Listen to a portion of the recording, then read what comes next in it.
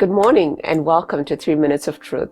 This week we are looking at some of the key biblical events that happened before the crucifixion of Jesus Christ. Today's story comes from John 12 verse 1 to 11. The Bible says 6 days before his crucifixion, Jesus went to Bethany to visit Lazarus and his two sisters Martha and Mary.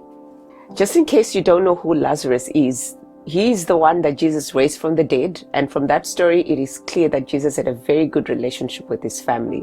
So they invited him over for supper without knowing that this was Jesus' final week on earth. Long story short, Mary decided to express her love for Jesus, so she went and took a most prized and precious possession. It was an alabaster box of one of the finest fragrances of her time. It was imported perfume we're talking about. Unlike today when everyone wears some form of perfume, in those days perfume distinguished you from the average person. It was not just ordinary perfume. It was a well-known brand of perfume, very expensive and valuable in the eyes of the community. So when Judas Iscariot, who was a thief and a hustler as we all know, smelt this spikenard, he knew exactly what it was worth and estimated its street price to be about 300 denarii. Now let me help you. A denarii was a day's wage in those days. So this perfume was approximately worth a year's wage. You had to save your whole salary for almost a whole year to buy this perfume. Can you just imagine that? A whole salary to buy this perfume. But because Mary's love for Jesus was more than her most prized possession, she broke her alabaster box and poured this perfume on Jesus.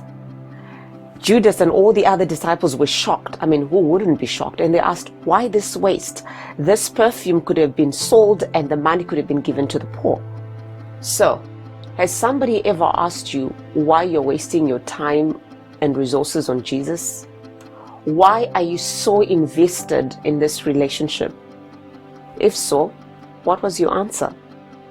Is Jesus really worth more to you than your most prized possessions?